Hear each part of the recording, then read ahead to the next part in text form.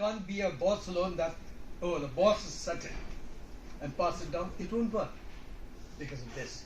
Because anybody can go and say, oh, my boss has told me, so, FN. Okay?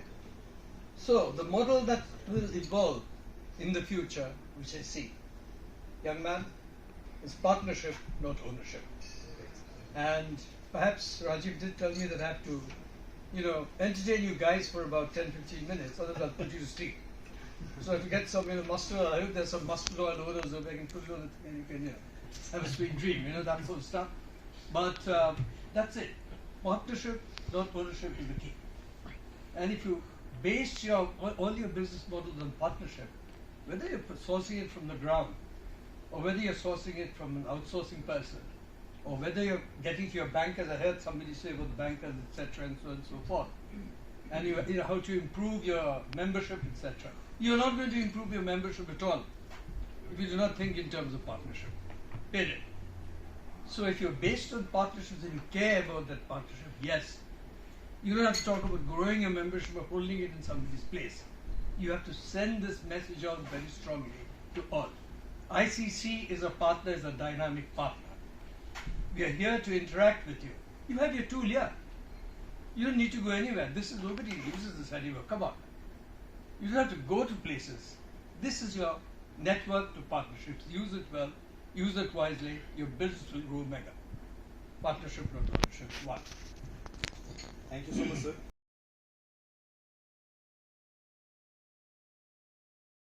Whatever you are committed to, you can market it. No tea is unsellable. Every gram of tea can be sold. What you have to do is make that extra yardage to find a home for it. So is this applicable only for tea business or every business can do? I think, if you're passionate, whatever you're making, you'll make the best stuff. And quality are never synonymous. So you're always striving for the best ultimate in any product that you're doing. And if you can do that, and if you're prepared to take the time out, and if you're passionate, as you said, take for example, newly born baby. Okay? The baby falls sick. The mother stays up nights. Mother-in-law comes, oh, Bahu, you've been up all night, let me think. She says, no. That's passion. She doesn't feel as if she stayed up all night. She doesn't feel the pain. So if you're passionate, you don't feel the pain. So if you're thinking of the flavor in the balance sheet, well, you're in for trouble. But if you're looking at the flavor in the balance sheet of life, that's what passion is about. That sustains the losses you make along the journey and carries you to the next step.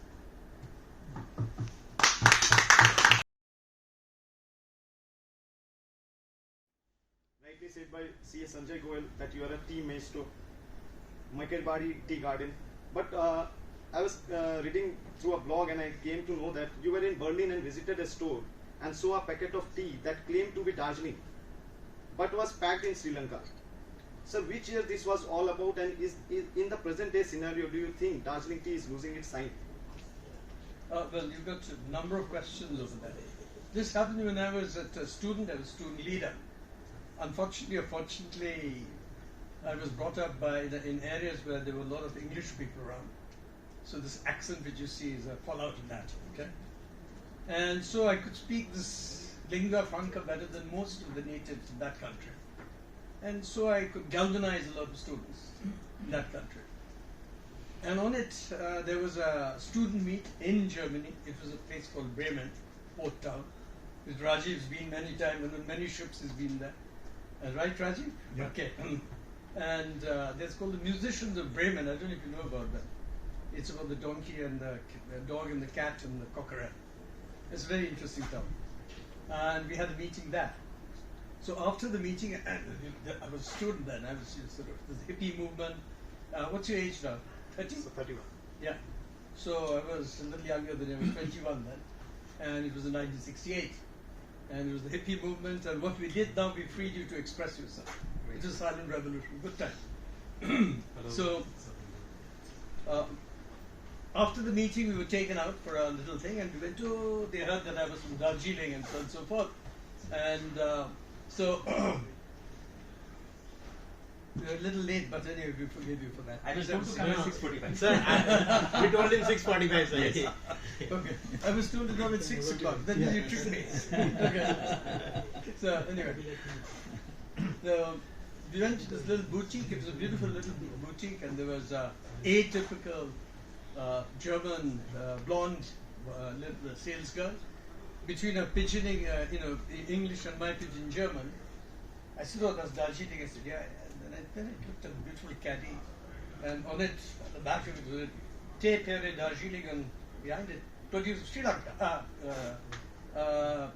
Ceylon. In those days, it was Ceylon. Okay. So I said, "My God, I thought you Germans were very honest people." And you sort of think, and she got flustered. She called the manager. And the manager came in, very suave people, very suave person, suited, booted. His English was very good too, for a German. And he said, "Do you like this?" I said, "Yeah." I said, "What do you think of it?" "I think you guys are lying. So you've come down in my estimate. I thought that you're not very honest people, you're dishonest people. So you must be very good tea blenders or whatever it is, to pass it off as Darjeeling tea." And he said, "Okay. Here it is, the two of us." He gave us each a packet, then he put us by the scruff of a neck and threw us out of the store. And so when I came back, since all my family members are deeply rooted in Darjeeling and so on and so forth, for generations, for over 130, 40 years. So I passed it on to my uncle who was at Happy Valley at that point. He was quite a very important man. And he raised a lot of ding-dong, etc. It went to the tea board. And sure enough, the moment it went to the tea board, it started collecting some dust in some government archives, which is mess. Then in the mid-90s, somebody shook that file, and then the CTM started happening. And the timing was wrong. Anyway, it should have been done, 20, 30 years earlier. Yeah. You were talking about. I'd like to take a little alternative viewpoint, young man. That is, you said that I'm a tea maestro and all that. I disagree completely. First of all, let me make it very clear to all of you, I'm not anything to do with tea. So let me tell you that little story that maybe perhaps will inspire you. So, as a young man, sort of in an alien land, even as a university student, I was very successful in what I did. And since I wasn't too bad looking, I could speak that language. And I was thinking 2 steps ahead of the white man, the Caucasian. I was a success.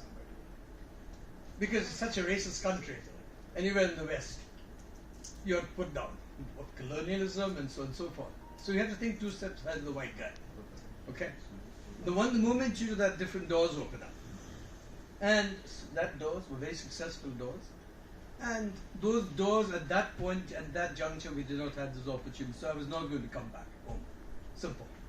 But man proposes and God disposes. I come home for a holiday. Yes, I'm an equestrian. I'm a polo player. I used to, I did dressage and so on and so forth. I've been riding before I could walk. So you can say that I'm a pretty good equestrian. But if you ride regularly, you have to fall. And that's a part of life too.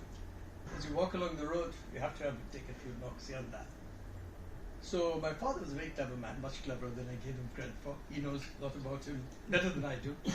And he immediately gave me a racehorse, his ride, shunt, and this. The first day I was riding, the wind bore across my path. I fell. It wasn't a big fall. It's a minor fall, but it's a major one for my soul. And I had an out-of-body experience. I didn't know it was that. And I got a mantra. Because it took me 10 years to unearth what happened. And the calling was so strong, the trees sent me a message. Save us, save us. So I became a tree planter. I came home, sat down at the dinner table, and I told my parents that yes, I would like to, start my life at Pakai Bari. I was born again. The calling was so strong. But I didn't know what happened to me, and I didn't tell my parents because I can't tell them that the trees have been talking to me. Okay? They thought, we're mad, and sent me to the madhouse somewhere or the other. So I had to ride. In those days we didn't have this longhand, but I knew I had something, sort of esoteric experience. It's paranormal experience. Writing longhand, getting the answers back. It took me 10 years to understand that I had out-of-body experience. So in that time I just planted trees. I told my father, I'll join you, 2 reasons only. No more felling trees to plant tea, that stopped. And you have to give me a complete set of people. I just want to plant trees with the indigenous thing. And in the 47 years that I spent in Makaibari, we planted 5 million indigenous trees in it.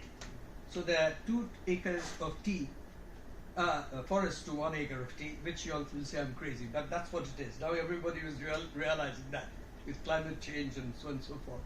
Okay? So I'm a tree planter. Thank you, sir.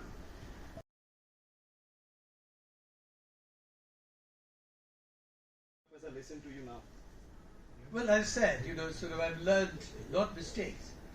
We go the wrong way. We take the wrong path. So when you go down the wrong path, but like all religions, it's like a journey in life. A river might be meandering off in different direction, but ultimately falls in the ocean. So even if you go the wrong way, you ultimately end up in the cesspool of that spiritual path of realization. And that's where you end up. That is the flavor in the balance sheet of life, not the flavor in the balance sheet.